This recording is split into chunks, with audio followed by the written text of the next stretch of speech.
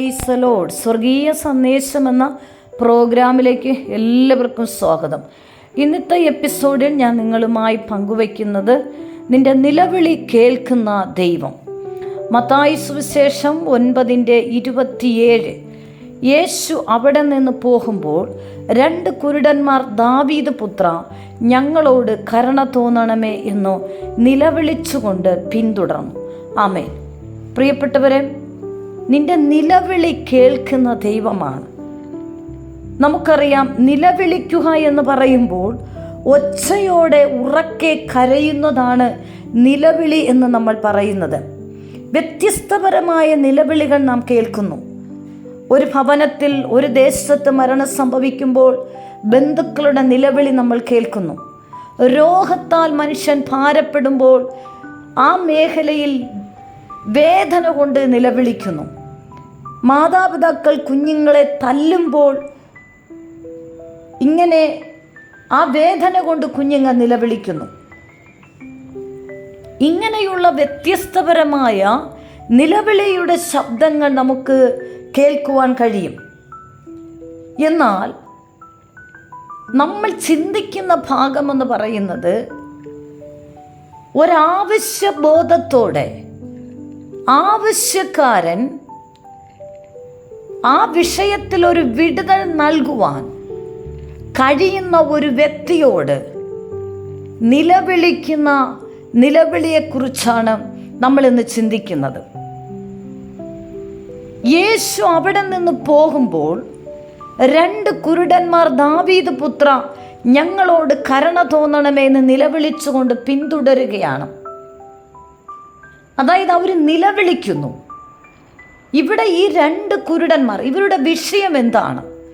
ഇവരുടെ ആവശ്യം എന്ന് പറയുന്നത്, ഇവർക്ക് പ്രപഞ്ചത്തെ കാണാൻ കഴിയത്തില്ല, ഇവരുടെ മാതാപിതാക്കളെ കാണാൻ കഴിയത്തില്ല, ശബ്ദങ്ങൾ മാത്രമേ ഇവർക്ക് കേൾക്കുവാൻ കഴിയത്തുള്ളൂ. ശബ്ദത്തിലൂടെ മാത്രമാണ് അവർ പലതും മനസ്സിലാക്കുന്നത്. അങ്ങനെ കാഴ്ച നഷ്ടപ്പെട്ടു പോയ 2 കുരുടന്മാർ യേശു വരുന്നു എന്ന് മനസ്സിലാക്കിയിട്ട് അവർ കേൾക്കുകയാണ്. യേശുവിനെ കാണുമ്പോൾ അവർ നിലവിളിക്കുന്നു. അവർ നിലവിളിക്കുന്ന വാക്കിങ്ങനെയാണ്: ദാവീദ് പുത്ര, ഞങ്ങളോട് കരുണ തോന്നണമേ എന്ന് നിലവിളിച്ചുകൊണ്ട് പിന്തുടരുകയാണ്.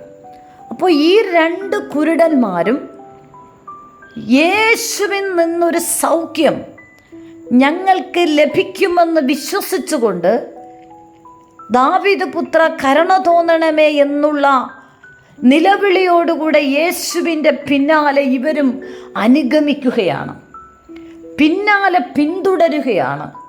ഇവർക്ക് കാഴ്ച കുറവാണെങ്കിലും ഈ പോകുന്ന ജനത്തിൻ്റെ ശബ്ദവും ആ ദിശ ഉൾക്കണ്ണുകൊണ്ട് മനസ്സിലാക്കി യേശു എങ്ങോട്ടാണ് പോകുന്നത് അതിൻ്റെ പിന്നാലെ ഇവർ നിലവിളിച്ചുകൊണ്ട് യേശുവിൻ്റെ പിന്നാലെ അനുഗമിക്കുകയാണ്. എന്നാൽ യേശു പോയത് ഒരു വീട്ടിലേക്കാണ്. യേശു ഒരു വീട്ടിലെത്തിയപ്പോൾ കുരുടന്മാർ അവൻ്റെ അടുക്കൽ വന്നു. അപ്പോൾ ഈ കുരുടന്മാർ യേശുവേ ദാവീദ് പുത്ര കരുണ തോന്നണമെന്ന് നിലവിളിച്ചുകൊണ്ട് യേശുവിൻ്റെ പിന്നാലെ അനുഗമിക്കുന്നു. യേശു പോകുന്ന പിന്നാലെ പോകുകയാണ്. അവസാനം യേശു ഒരു വീട്ടിൽ ചെന്ന് എത്തുവാനിടയായി. എന്നാൽ ഈ കുരുടന്മാർ വഴിയിൽ വെച്ച് പിന്തിരിഞ്ഞു പോയില്ല. ഇവർക്കാവശ്യം കാഴ്ചയായിരുന്നു. ഇവർക്കൊരു സൗഖ്യം ആവശ്യമാണ്. ആ വിടുതൽ നൽകുവാൻ കഴിയുന്ന ഒരുവൻ്റെ പിന്നാലെയാണ് ഞങ്ങൾ അനുഗമിക്കുന്നു എന്നൊരു ബോധ്യം ഈ കുരുടന്മാർക്ക് ഉറപ്പുണ്ടായിരുന്നു. അതുകൊണ്ട് യേശു എവിടെ നിന്ന് പുറപ്പെട്ടു, എവിടെ വരെ ചെന്ന് നിൽക്കുന്നു, അതുവരെയും അവർ നിലവിളിച്ചുകൊണ്ട് യേശുവിൻ്റെ പിന്നാലെ അനുഗമിച്ചു. യേശു ഒരു വീട്ടിലെത്തി. അവിടെ ഈ കുരുടന്മാർ യേശു എത്തിയ വീട്ടിൽ നിലവിളിച്ചുകൊണ്ടേ കടന്നുപോയി. അവരുടെ നിലവിളി എന്തായിരിക്കും? അവരാദ്യം കണ്ടപ്പോൾ നിലവിളിച്ചതുപോലെ, ദാവീദ് പുത്ര, ഞങ്ങളോട് കരുണ തോന്നണമേ.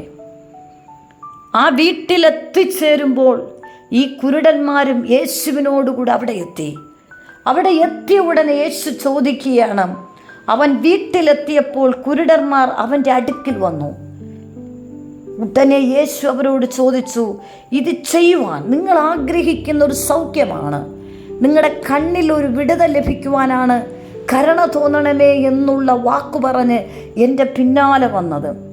യേശു അവരോട് ചോദിച്ച ഒരു വാക്കുണ്ട്, ഇത് ചെയ്യുവാൻ എനിക്ക് കഴിയുമെന്ന് വിശ്വസിക്കുന്നുവോ എന്ന് യേശു ചോദിച്ചതിന് ഉവ്വ് കർത്താവേ എന്നവർ പറഞ്ഞു. അവൻ അവരുടെ കണ്ണു തൊട്ടു, നിങ്ങളുടെ വിശ്വാസം പോലെ നിങ്ങൾക്ക് ഭവിക്കട്ടെ എന്ന് പറഞ്ഞു. ഉടനെ അവരുടെ കണ്ണു തുറന്നു. ആമേൻ. പ്രിയപ്പെട്ടവരെ, നിന്റെ ജീവിതത്തിൽ നിനക്കൊരാവശ്യമുണ്ടോ? നിന്റെ ജീവിതത്തിൽ ആർക്കും പരിഹരിച്ചു തരാൻ കഴിയാത്ത ഒരു വിഷയത്തിൽ നിനക്കൊരു വിടുതൽ ആവശ്യമുണ്ടോ? നീ അനുഗമിക്കാനുള്ളത് ഒരു മനുഷ്യനെയല്ല, ഒരു വ്യക്തിയെയല്ല, ഒരു സമൂഹത്തെയല്ല, നീ ആശ്രയിക്കുന്ന ചിലതിലല്ല. നിന്നെ വിടിവിക്കുവാനും നിന്നെ സഹായിക്കുവാനും നിന്റെ നിലവിളി കേട്ട് തക്ക സമയത്ത് നിന്റെ നിലവിളികൾക്ക് മറുപടി തരുന്ന, നിന്നെ വിടിവിക്കുവാൻ കഴിയുന്ന, നിന്നെ സഹായിക്കാൻ കഴിയുന്ന ആ ജീവനുള്ള ദൈവത്തെ നോക്കി നീ നിലവിളിക്ക്. നിന്റെ നിലവിളി ഒരു മനുഷ്യൻ്റെ മുമ്പിൽ നീ കരയേണ്ട, നീ ഒരു മനുഷ്യൻ്റെ മുമ്പിൽ നീ യാചിക്കേണ്ട. നിനക്ക് എന്തുവാണ് ആവശ്യമായിരിക്കുന്നത്? ഒന്നാമതായി ആവശ്യത്തിൻ്റെ മേൽ നിനക്കൊരു വിടുതൽ ലഭിക്കുന്നത് വരെ ഉയരത്തിലെ ഉടയവനോട് നീ നിലവിളിക്കുവാൻ തയ്യാറായാൽ സർവശക്തനായ കർത്താവ് നിന്റെ വിഷയത്തെ മനസ്സിലാക്കിയിട്ട് നിനക്ക് വേണ്ടി പ്രവർത്തിക്കുന്ന ദൈവമാണ്. നിന്റെ നിലവിളി കേട്ട് നിന്നെ വിടുവിക്കുന്ന ദൈവമാണ്. മറ്റൊരു കാര്യം, നിന്റെ ജീവിതത്തിൽ നീ ആവശ്യക്കാരനായതുകൊണ്ട് നിനക്കൊരു വിടുതൽ ലഭിക്കുന്നവരെ നിന്റെ സാഹചര്യം ഒരു പക്ഷേ യേശുവിൻ്റെ പിന്നാലെ നീ അനുഗമിക്കുമ്പോൾ, നിന്റെ വിഷയത്തിൻ്റെ വിടുതലിന് വേണ്ടി നിലവിളിച്ച് നീ അനുഗമിക്കുമ്പോൾ ഒരുപക്ഷെ നിനക്ക് സാഹചര്യം അനുകൂലമല്ലായിരിക്കാം. ഇവിടെ കുരുടന്മാർക്കാരും വഴി കാണിക്കുന്നില്ല.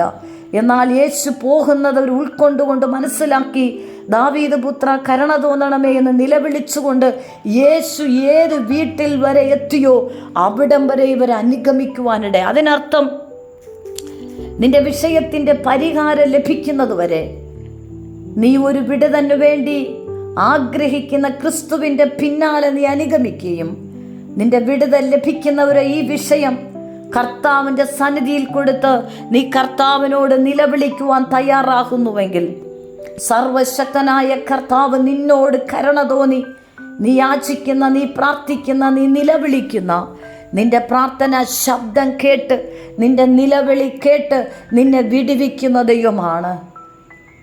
ഒരൊറ്റ കാര്യം, ഒന്നാമതായി നീ നിലവിളിക്കേണ്ടത് ഒരു മനുഷ്യനോടല്ല, സർവശക്തനായ കർത്താവിനോടുകൂടെ. ഈ ഭൂമിയിൽ നമുക്ക് വേണ്ടി ഈ ഭൂമിയിൽ വന്നു മരിച്ചു അടക്കപ്പെട്ടു ഉയർത്തെഴുന്നേറ്റു. ഇന്നും സ്വർഗതലത്തിൽ ഇരുന്നു കൊണ്ട് ഭൂമിയിലായിരിക്കുന്ന ജനത്തിനു വേണ്ടി ഇടിവിൽ നിന്ന് മധ്യസ്ഥ ചെയ്യുന്ന ജീവനുള്ള നസ്രയനായ യേശുവിനോടുകൂടെ നീ നിലവിളിച്ച് പ്രാർത്ഥിക്കുവാൻ, നിന്റെ പ്രാർത്ഥനാ വിഷയങ്ങൾ സമർപ്പിച്ച് നീ കരയുവാൻ, നീ നിലവിളിക്കുവാൻ തയ്യാറാകുന്നുണ്ടോ? സർവശക്തനായ കർത്താവ് നിന്റെ നിലവിളി കേട്ട് നിന്റെ വിഷയം എന്തെന്ന് ചോദിച്ച് നിനക്ക് മറുപടി തന്ന് നിന്നെ മാനിക്കുന്ന ദൈവമാണ്. 2, നീ നിലവിളിച്ചുകൊണ്ട് യേശുവിനെ തന്നെ നീ അനുഗമിക്ക്. നിന്റെ വിഷയത്തിൽ ഒരുപക്ഷെ നീ നിലവിളിച്ച് കരയുന്ന വിഷയത്തിൽ ഉപവസിച്ചിട്ടും പ്രാർത്ഥിച്ചിട്ടും മറുപടിയില്ല എന്ന് ചിന്തിച്ച് നീ ഭാരപ്പെടരുത്. ഇവിടെ കുരുടന്മാർ യേശുവെ കരുണ തോന്നണമേ നിലവിളിച്ചുകൊണ്ട് യേശു ഏത് വീട് വരെ പോകുന്നു അവിടം വരെ ഇവർ പോകുവാനിടയായി. പെട്ടെന്നവർക്കൊരു മറുപടി കിട്ടുന്നില്ല. പക്ഷേ ഇവർക്ക് യാത്ര ചെയ്യാൻ കഴിയത്തില്ല എന്ന് പറഞ്ഞ് വഴിയിൽ വെച്ച് അവർ പിന്തിരിഞ്ഞു പോകുന്നില്ല. എന്നെ കേൾക്കുന്ന പ്രിയപ്പെട്ട ദൈവമക്കളെ, നിന്റെ വിഷയത്തിൻ്റെ മേഖലയിൽ നീ ജീവനുള്ള ദൈവത്തോടുകൂടെ നീ നിലവിളിച്ച് പ്രാർത്ഥിക്കുന്ന ഏതൊരു വിഷയത്തിലും ഉയരത്തുനിന്ന് ഉടയവനിൽ നിന്ന് നിനക്ക് മറുപടി കിട്ടുന്നത് വരെ ആ യേശുവിനെ നീ അനുഗമിക്കും. മറുപടിക്ക് അല്പം വൈകിയാൽ പോലും നീ മറുപടി ലഭിക്കുന്നവരെ നിലവിളിക്കുമ്പോൾ പല പ്രതിസന്ധിയുടെ നടുവിലൂടെ നീ കടന്നു പോകേണ്ടി വന്നാലും നീ യേശുവിൽ നിന്ന് പിന്തിരിഞ്ഞു പോകാതെ അവസാനം വരെ യേശുവിനോടുകൂടെ നീ അനുഗമിച്ച് മറുപടി ലഭിക്കുന്ന ജീവിതത്തിൽ വിടുതൽ വരുന്നത് വരെ നീ ദൈവത്തോട് നിലവിളിച്ചുകൊണ്ട് നീ പ്രാർത്ഥിച്ച് കാത്തിരിക്കുന്നുവെങ്കിൽ ഉറപ്പായിട്ടും കർത്താവ് നിന്നോട് സംസാരിക്കും. നിലവിളിച്ച് അനുഗമിച്ചു പോയ കുരുടന്മാരോട് യേശു സംസാരിക്കുന്നു.